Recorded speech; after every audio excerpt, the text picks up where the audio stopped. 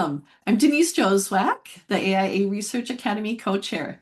This webinar is presented through the Alliance of International Aromatherapists Research Academy, made possible by a generous grant from the Gattefossé Foundation. Tonight, I have the honor of introducing Wendy Maddocks. She is presenting Abstract Alchemy, Compress Your Wisdom in 300 Words or Less. Wendy is an experienced registered nurse and academic, researcher, and aromatherapy practitioner. She holds New Zealand's first doctorate, where aromatherapy was explored in a clinical setting. Wendy has published widely internationally over the last 30 years. Wendy taught aromatherapy and integrative health care and currently works full-time as an academic in health in a university in New Zealand, as well as running a consulting company called Aromatic Adventures.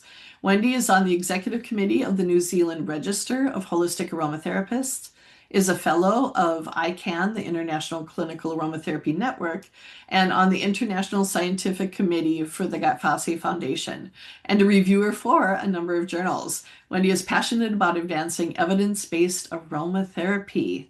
All right, Wendy, here you go.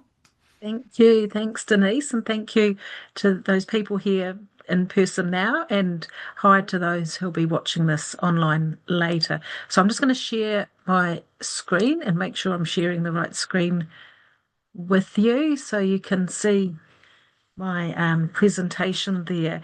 So we were just saying off screen, we're talking about how to write an abstract in 300 words or less, but how much effort it's taking to learn how to do that properly. So this is the third presentation in my series with the AIA and really talking about aromatherapy research. And this one is specifically about writing a strong abstract, academically sound abstract, mainly thinking for publications, but also, conference abstracts as well, where you're submitting an abstract to a conference for consideration. So my earlier presentations, we looked at journal selection, how to write a hypothesis. This now takes us to you've written your article and you're wanting to submit it to a journal with your abstract. So today we are looking at what is the purpose of an abstract, like why do we have to do this? What are the essential components? Hopefully you get the joke there, essential components of an effective abstract, and applying principles specifically related to aromatherapy research writing, because there may be different things for different kinds of academic writing. So firstly, just to make sure we're all on the same page as to what is an abstract. Essentially, it's a summary, a very, very concise summary of a research article. It helps you quickly understand the purpose, methods, results, and significance. And it's essential for indexing, so the indexing of the journal and academic visibility. It's what you see when you're screening online looking for articles. The abstract is what shows in the search on if you're using Google Scholar or some other search engine, and it's the first bit of an article that you will read. The rest of the article may be behind a paywall or a subscription or something else. It's really about making sure that your article is discoverable by the right people. And we've probably all done this as aromatherapists, or if we're involved in any sort of research or writing, we will judge the whole paper by the abstract. We might never read a whole paper about something because the abstract doesn't give us the information that we need. And if you've started to sort of work in this space, have a think about how many times you might have screened content and based a decision on the abstract. So this is a journal article that I found that was published, called Clinical Aromatherapy, published in 2020. And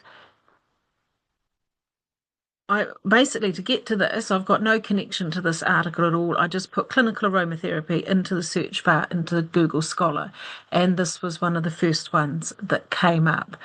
And this is the abstract for it. So we're looking for a good abstract will have a background or rationale, like what's the purpose of whatever it is that this article is about. What are the methods? How did we get to what we did? What are our results and the conclusion and the implications? So if we have a look at this one, oops, hang on a minute. Here, I think some little things are meant to come up, but they aren't coming up, but that's okay. We'll worry about that later. I just had some highlighted things that were meant to come up, but they haven't come up. So if we look at the background and rationale, and I'm just going to show you,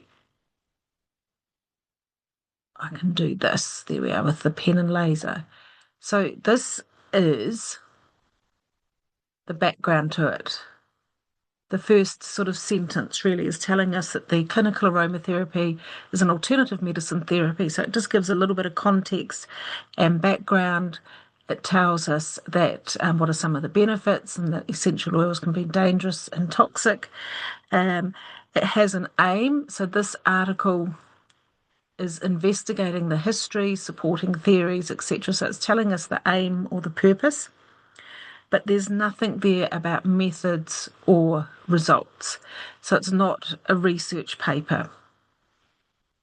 And the last bit, the conclusion or the implications, is in that last sentence there. Recommendations for developing a best practice clinical nursing aromatherapy program are provided. So it gives us the basics, but it does miss out methods and results. Online publications, though, will often have a summary of highlights or key points, and we'll talk about that later in the presentation. But there's a few keywords as well, and we'll talk about what those mean as well. So this is another abstract, a lot more structured with its elements. So the background and rationale, they've used some headings. This kind of style is very much dependent on the journal that you're submitting to. Some will tell you to do this and use these headings. Some will say don't use it. But this one gives us a really clear background.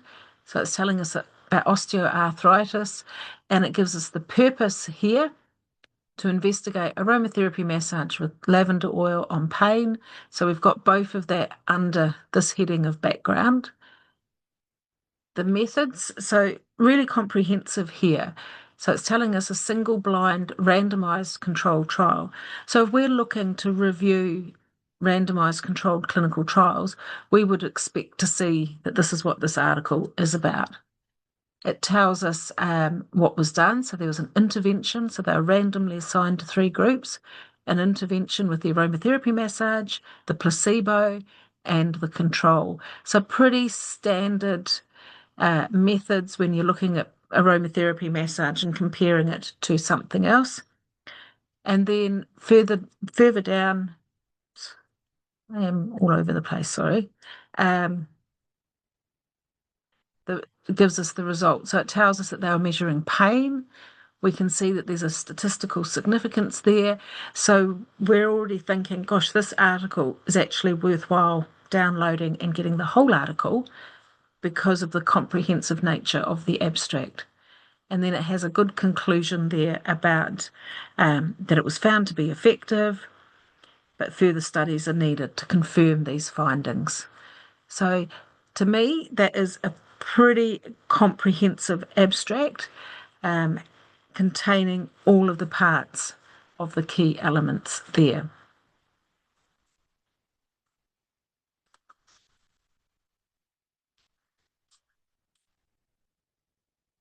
So the background, that first part, really important because it sets that context and should highlight what's the gap, what is the unknown that your article is going to fill in and tell about. Keep it brief and relevant to aromatherapy, because if you're writing about aromatherapy, generally 2 to 3 lines maximum, one to two sentences, and avoid writing a mini literature review. You tend to not put references in your abstract unless you're asked to or it's specifically very, very important. The next bit is the aim and purpose. So some might just have aim, some might have purpose. Basically, those words are interchangeable. One precise objective, and use exactly the same terminology that's in the body of your article. So don't go sort of changing something or adding something extra that's not in your article. Needs to, as I say, be precise. So avoid vague terms, like explore would be considered a vague term, unless that is your actual purpose, is to explore something.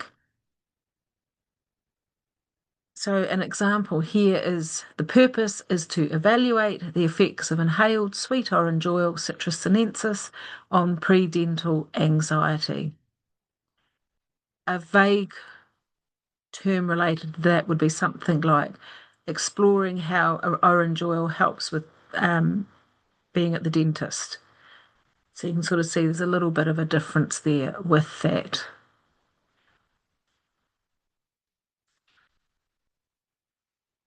The methods. So this really is the crux of what you did. And again, thinking about aromatherapy, so obviously your design. So, like the abstract I showed you, is it a randomized controlled trial? Is it a qualitative study? Is it something else? So, it's the design, the population. So, who or where were the participants from? Is it a hospital population, a community population, elderly, those kinds of things?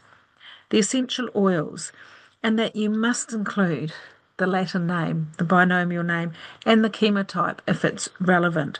Because if you're a researcher looking specifically for work on lavender oil and you've got all these abstracts that you're reviewing and they don't mention the oil, then you've actually got to go in and look at each article to find out what it is, what you want. The measures used, so the dose, the delivery route. So it's diluted lavender oil that's being applied to by massage, for example. What's it being compared to? And what are the outcomes, or if there is any statistics? You don't put everything in there, but you do put what you're measuring. Keep it succinct and accurate. This is probably the key bit of the abstract is the results. And how do you compress results down into a couple of sentences? Basically, you would lead with the primary outcome. So if we look at that abstract before, the primary outcome was pain. So you'd have something like pain was reduced, and whatever sort of statistics that you had, but without putting too many numbers or complex things in there. Try and have some sort of key effect estimate. So with direction and magnitude. So pain was reduced from an average of 7 out of 10 to an average of 3 out of 10 after a 30-minute massage. And this was statistically significant, P equals 0.001. That tells us all we need to know about that study to decide if we're going to download and read the whole article. Don't overcomplicate it with lots and lots of numbers because they just get lost in the noise. What's the most important thing? And lastly is the conclusion part of the abstract.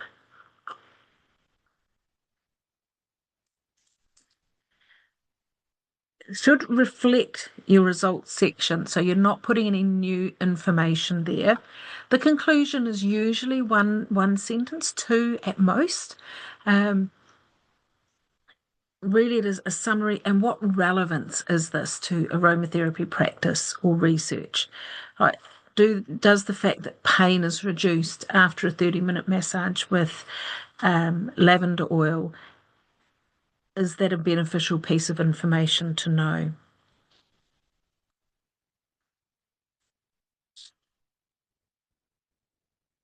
So we're going to look now at some common mistakes that people make when putting together their abstracts. And these are things that actually could stop your article even being reviewed for potential publication, or they're mistakes that actually get carried over into articles where journals are not peer reviewed and don't go through any sort of process. So the first one is being either too vague or too detailed. So if you're putting in new information or you're overusing jargon, overclaiming. Everyone who has a leg massage with lavender oil will have relief of pain. That would be overclaiming. The abstract must align completely with the manuscript. Don't use the abstract to add in something extra that you didn't want to put in your article or you didn't consider for your article, but you've only remembered at the last minute. And use an active voice. So you're talking as if it hasn't happened in the past. Keep to the word limit. Now, I've said the title of this talk is 300 words or less. Some abstracts are 250 words, which is quite hard to do. I've seen some that have been 150 words. So, clarity, every single word in an abstract has to count. Brevity, active voice, using concrete nouns, verbs, stick to your word limit. And generally, you would write your abstract last. And believe it or not, it takes you a few revisions to actually get it right because you want to make sure you've got all the key elements in there. So, some specific things for us as aromatherapists is making sure we clearly identify the essential oils and the chemotypes. Sounds really obvious, but how many times have we all read an article and there's no Latin name, or it doesn't state which chemotype, if there is a chemotype, or it doesn't describe the delivery method, diffusion, topical, inhalation, for example. Because again, if you're researching a specific aspect of aromatherapy and you're only interested in, say, inhalation, you don't want to go to the trouble of sourcing articles and they're all about massage, for example. Also important, if it's relevant, is to pop in some safety considerations as well. That may be something that's come up through your article and you would just want to put a warning or something into that abstract area.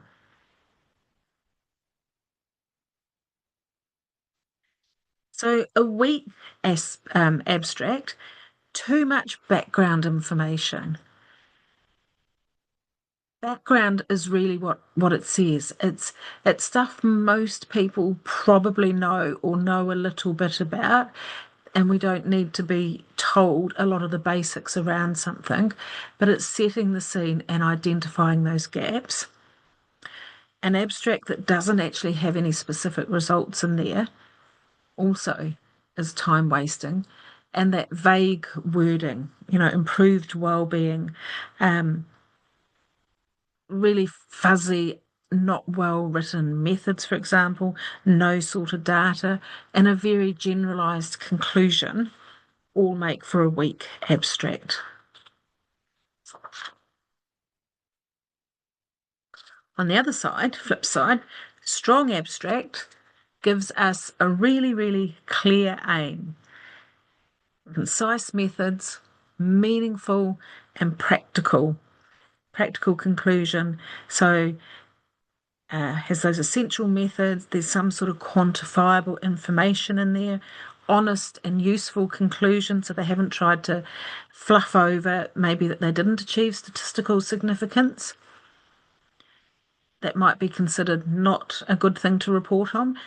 But for some people that's researching in that area, seeing something that doesn't reach significance will help you develop your own research because you'll learn from someone else's mistakes with that.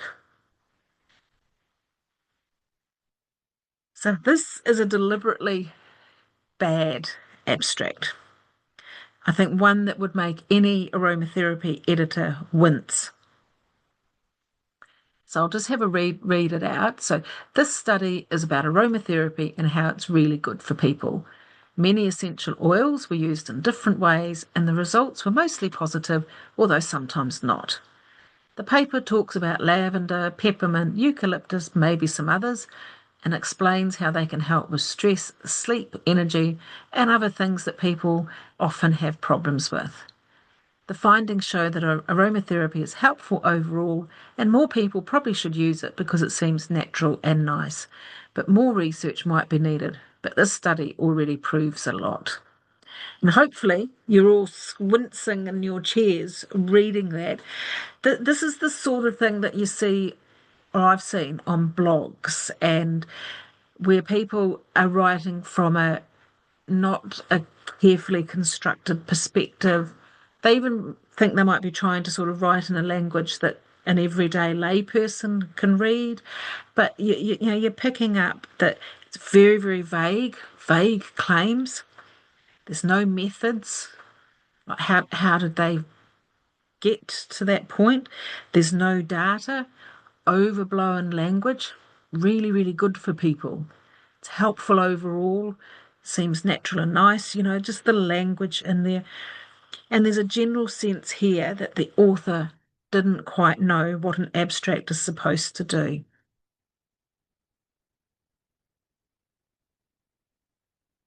If I saw that attached to a journal, well, I probably actually would have stopped after the first sentence. I think that's not worthy of my time to even read or comment on it. So the flip side of that is this one. So aromatherapy is widely used for stress reduction, yet controlled evidence on its short-term physiological effects remain limited. So really right up, we can see a little bit of background, okay? It's widely used, but the gap is there. They're up front, that there's limited evidence on its short-term physiological effects. So immediately I'm thinking, great, they're going to be taking some physiological measures in this study. It tells us the method. It's a randomized single blind study. It's telling us that they've inhaled lavender oil. It's given us the botanical name. It's given us the population, 72 adults. Doesn't tell us if they're hospital patients or if they're people in the community. Um, I won't critique that bit of it too harsh because everything else is pretty good.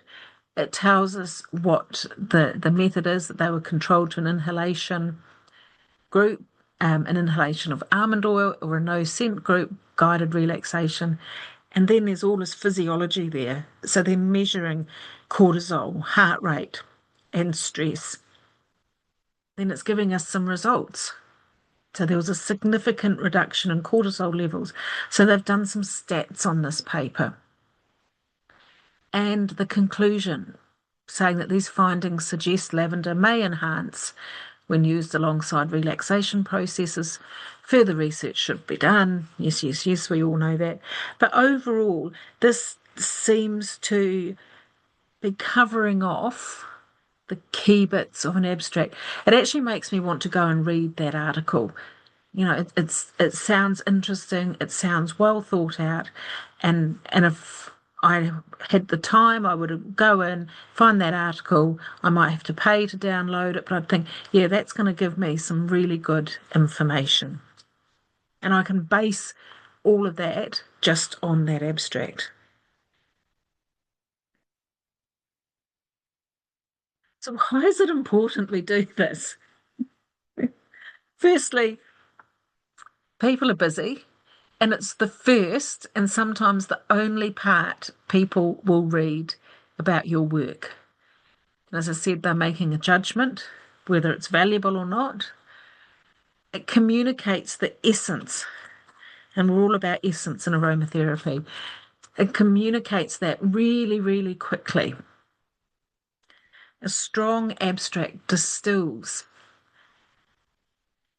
It influences acceptance in peer-reviewed journals. Journal editors receive dozens, if not hundreds, of submissions, and the abstract is what they'll look at first.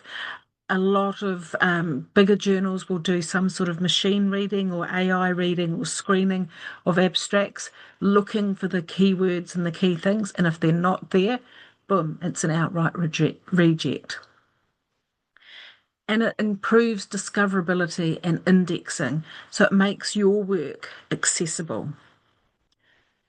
And it helps set the expectations and frames of your findings. And the whole aim of this is to help practitioners. So just to really recap there, so it's not just a formality of something you have to do, it's the single most influential part of a research paper. It's the gateway that determines whether readers, reviewers, and researchers decide to engage with your work. So, as I said before, many readers will skim abstracts to decide whether the full article is worth their time. A clear, well-structured abstract signals that the study is credible, organised, and relevant, so like the one we looked at just before. And it helps busy clinicians, researchers, and practitioners grasp your contribution in under a minute. That's about how long it takes to read an abstract. A vague or poorly written abstract can sink a solid study before it even reaches reviewers. So you might put all this amazing energy into your writing up your work, but if your abstract is not really sound and solid, it may not even get past that first stage. Search engines and academic databases rely heavily on abstracts. So using keywords, really, really precise terminology, and a focused summary helps your work appear in the right searches. So a good abstract avoids overclaiming. So we're just sticking to the facts, accurately reflects the study, and it prepares readers what they can accept in the full text. Now, if you're at my first session and we talked about an article that a group of us wrote where we reviewed the treats protocol, and when we were going through searching for our articles to include in that review, we probably screened 150, 200 articles to get down to our 40, and the screening was purely done on the abstracts. And the amount of abstracts that we found that appeared to show that the article was related to aromatherapy, we had about 10 in that sort of 300 that we thought, oh, this sounds like it's going to meet our criteria. We'd go and download the whole article, had absolutely no relationship to the abstract whatsoever. And that's poor publishing, and that just showed us the amount of fake journals or journals that really had low credibility or peer review process, which is the topic of my last talk. But we were making judgments on those abstracts. And we've got to remember too that within the aromatherapy world and complementary therapies, most people who are reading these are clinicians or practitioners. They're not necessarily from an academic world. So they're busy people and they want to know really, really quickly what was tested, how was it tested, what does it mean for their practice as an aromatherapist? And that can help clarify and influence real world therapeutic decisions. So, really, really important. So we're just going to have a wee look at this abstract here. And you might think, oh my gosh, lots of numbers, lots of figures, numbers, brackets. Looks a little bit scary on first glance. So the title of the article, Antimicrobial Efficacy of Ginger Essential Oil, the Role of Volatility Over Time. And I believe this study was actually done in Bulgaria. So can we see a background or rationale to this? And I've underlined some things, but I actually couldn't really see, like they've just launched right in to tell us what they're doing, which is it's investigating the relationship between volatility and antimicrobial efficacy. So that is the rationale, telling us how they got there. So they were doing chromatographic mass spectrometry. They've got some analysis here of the ginger. It's given us the botanical name and it says it's the essential oil um, rather than the CO2 extract. So we can see the rationale, the objective aim, which I think was sort of down here. Then it gives us the method. So they put some bacteria into broth and volatilize the ginger oil over it. And then the results, they're giving us a summary here that there was no activity observed against Candida. Observed decline correlates with the depletion of volatile monoterpenes, blah, blah, blah. These findings emphasize volatility as a critical determinant of essential oil bioactivity and underscore the necessity of stabilization strategies such as encapsulation or controlled release formulations. So to me, that's quite a complex abstract that tells me quite a bit of information. It doesn't sort of tell me why this is important or what's the gap. Like, how did they get to doing this? Um, did someone sort of observe that they were using ginger oil for some things and it didn't seem to be working very well, and they decided to do some laboratory testing? Quite heavy on the numbers,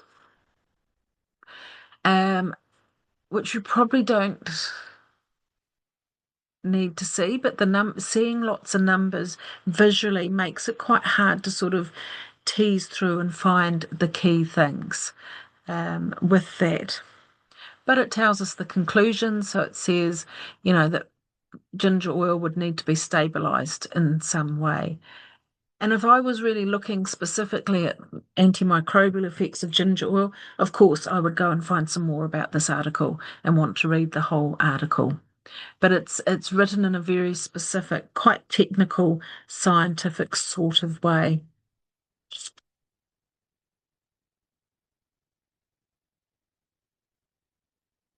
So the next part is um, with your keywords and highlights. So these are an additional part when you're submitting your journal.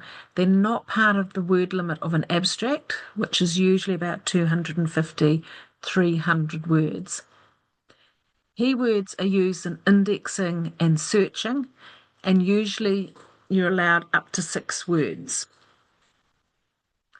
However, what is a word? Zingiber officinalis, that even though it's 2 words, that would actually be counted as one keyword because they come together. But you don't put any ands in there. Essential oil is counted as a keyword, even though it's 2 words. Antimicrobial activity, that's counted as one word as well. But if you started to add in antimicrobial activity and stability, that would get rejected. 6 keywords. Some journals actually give you a list of keywords and you have to select from those what your keywords are.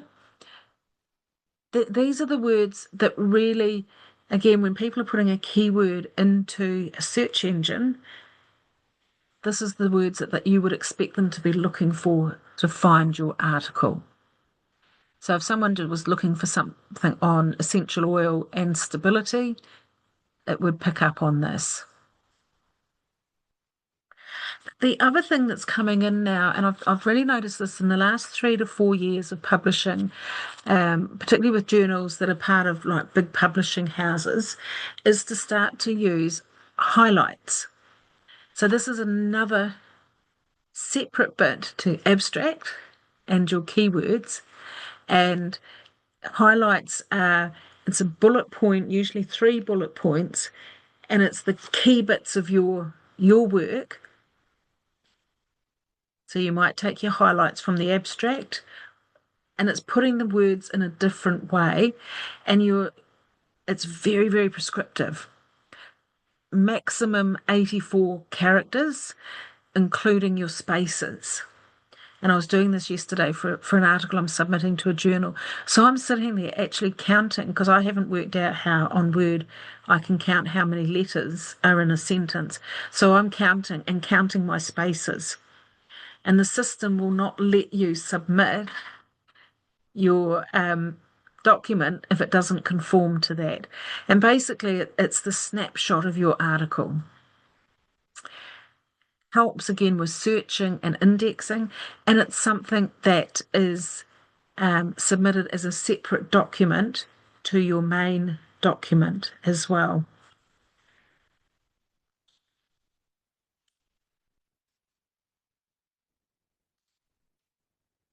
So if we go back to our good abstract, um, have another read of that, and then we'll talk about it at the end when I finish and with the questions and things. Is that abstract giving you enough information as a practitioner to decide whether you would want to read that article in some more detail?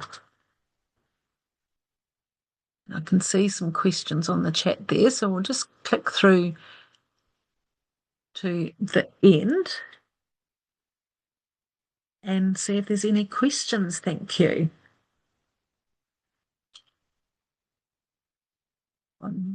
Is the So, Wendy, I only saw one question and you answered it right away. Oh, About okay. So there's five. Oh, yeah, chats. There we go. That was things from you. What was the question? Oh, why are parts of this underlined here? That was to highlight the bits because I didn't use the highlighter. Any questions from the people that are here? Yeah, feel free to put them in the chat or you can unmute and ask. Hi, Wendy. Hi, I wanted Julian. to ask you, well, first of all, with both of those that you showed, for Hmm. me, because I don't have the experience that you have, the second one was really difficult for me because all of those numbers and percentages, the constituents, I can break them down and I can understand that.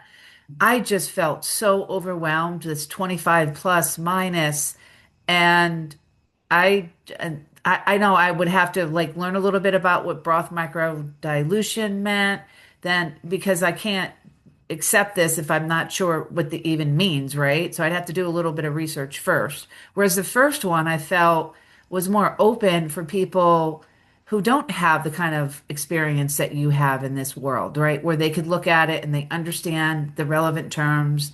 They say, "Oh yeah, this might work. Let me save this and put it into my collection." I don't know. Would you say the same thing or how would you?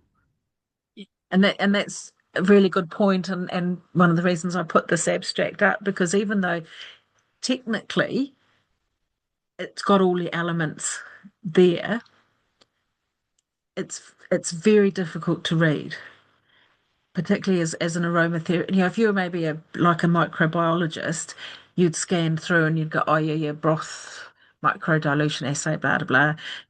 You know what that means, the MIC, the mean inhibitory concentration.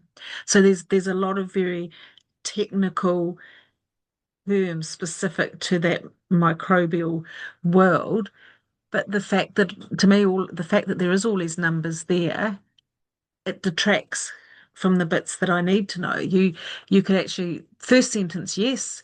You could say, this the second sentence here. Hang on, just getting my mouse into the right position. The second sentence, yes, identified a sesquiterpene dominant profile. Full stop. um, like the analysis would be part of the article. But just the fact that, yeah, there's a lot of sesquiterpenes, that's of interest.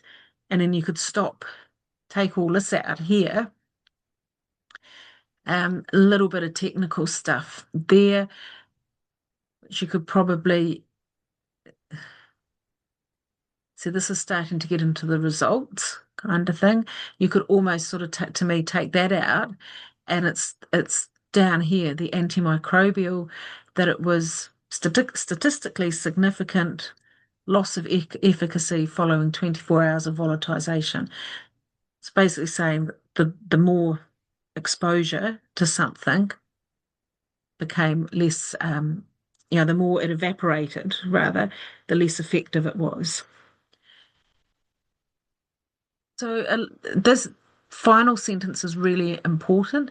And even from an aromatherapy point of view, they could have said, ensuring your oils don't volatilize, keeping your lids on your oils helps protect them, kind of thing. But you're absolutely right. I looked at that and I thought there's just too many numbers, there's too many brackets, and it's like, what's it saying? It's too technical. I probably would still want to read it, but then I'm not a microbiologist, and I'd be like just going right to the conclusion section. And I love your translation. As soon as you started translating, I thought, oh yeah, okay. Yeah, Yeah. putting it into language Yeah, that would be relevant to us as right. practitioners. And I Yeah. understand, like, if that is somebody, this is, and they're in the lab all the time and they're doing that, I understand that that's how their language is going to be written, and it makes sense. Yeah. Yeah. So I would like to ask you a question for the abstract. Hmm. If that, how could we transfer that over to just a simple case study, which is not a simple thing. It's a case study. There's not an Okay. abstract required. And I'm trying to make sure that the person I'm working with, I say, listen, you have everything you need. Let's just put it right here in the beginning. Can't this still be applied in the same way? We're just Yeah. trying to get it all out. It's kind of intense. We're getting the parts that matter. We're putting it in the beginning so that someone knows what they're about to read. Is that kind of the same that you're saying? Sure. So if we go back to the parts of an abstract, so for a case study, so the background or the rationale might be that you've noticed, or people, if we use arthritis as an example, a case study on someone with arthritis. So you might say something like 60% of the population aged 50 or more experience osteoarthritis. There's the problem, or the background rather. The purpose of this case study is to highlight an individual response to a course of aromatherapy using black pepper, piper nigrum, and lavender, lavandula angustifolia applied in the evening with massage. So aim or purpose and methods are all sort of tied up in there. This case study, or the participant in this case study, experienced pain relief and improved sleep over time, or self-reported improved sleep over time. So you're still keeping those same elements of it. It's just the way that you're saying it is slightly different because it's not a scientific study, but it's Yeah. still a publication. And if it's going into a journal that's being indexed and being searched, so someone might be looking for case studies on arthritis, and they can see this immediately. This is a case study on arthritis on adults using pepper and lavender, black pepper and lavender oil. Conclusions and implications might be that self-administered massage was an easy way for the patient to manage their pain, and implications for practice. It's a technique that could be taught to more clients, or could be researched more widely, something Right. like that. So you're linking it all to that case study. And you're not overselling it either. Like you're being honest. This is a case study on a single person over a period of time. This is the value of this, and this is how it could help other practitioners wanting to use self-help techniques. I don't know, I'm just making all this up out of my head, but does that make sense for you, Carrie? And does that, Yeah, it totally makes sense because you have to get when it's like you're meeting somebody for the first time and yeah, maybe you have a commonality and you're going to talk. You're not going to yeah, mention something that is going to make the conversation be dead, right? yeah. So one thing about that background or the introduction in terms of the case study, do you think it's important to give the reader a little bit of information about what osteoarthritis is? You you could, but if you're gonna stick to the 250, 300 words, osteoarthritis itself, is a pretty common, well-known condition. And if you're putting this into a journal that's read by practitioners, people are going to know what that is. I mean, you could say osteoarthritis, wear and tear of the joints, if you had And enough then, words, and okay, certainly if it was a more complex condition, right, y- and you don't use abbreviations in your abstract, so you right, would yeah, write out osteoarthritis. Or right, I was just thinking something I saw the other day. I saw this abbreviation being used, FND, and everyone was talking about it like everyone knew what it was. And I actually had to Google it, and it was some neurological disorder, functional neurological disorder. And if you're doing a case study on that, you would say functional neurological disorder, for example, and then there's lots of different types of them, because I had no idea what that actually right. meant as an Well, why, abbreviation. yeah, that's why I asked because well, more than a couple, a lot of the case studies that I've been receiving, I don't know what these conditions are. And Mm. I really don't know the technical aspects of osteoarthritis. So I just meant in the terms of describe it a little bit for somebody who might need to know that knowledge or might not totally understand it. So I just think that a little bit more information would be helpful, but I want to know what you thought about it. I would certainly expect it within the bulk of the case study, probably not in the abstract, Okay, not in the because that abstract. that abstract is that screening. But in the case study, But it like would be I the introduction. We would be talking about the you and introduction. then yeah, and Yeah. you'd have some background pathophysiology introducing the condition, Yes. and then the patient Yeah. or client. Yeah, Yeah. I do think it's important to give a little yeah, bit. Yeah. Okay. yeah. Okay. Thank you. This has been And amazing. Thank you so well, much. that's all right. No, really good questions, but I wouldn't waste a lot of words in that abstract on the pathophysiology side of it. Yeah, great questions. Thanks, Carrie Ann. All right. Well, if there aren't any additional questions, then we could probably stop sharing. And I'd just like to thank you all for attending or for watching this video in the AIA Research Academy or on YouTube. Um, and we hope to see you at the next presentation. We're grateful to the Gattefossé Foundation for supporting the AIA Research Academy and promoting aromatherapy research. You can sign up for the Research Academy. I put the link in the chat. And then also we have a YouTube channel, and that's in there as well. And the YouTube channel also contains some shorts, so that's kind of fun. We have a free mentoring program through the Research Academy, and everything is free thanks to our grant. So if you'd like mentoring to publish a case study or guidance about anything research, send an email and we will get back to you. And that email is research.academy@alliance-aromatherapists.org. And I'll put that link in here too. Um, oops, let's try that again.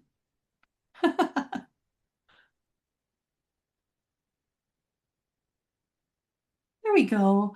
All right. And most of all, Wendy, we want to thank you for this presentation.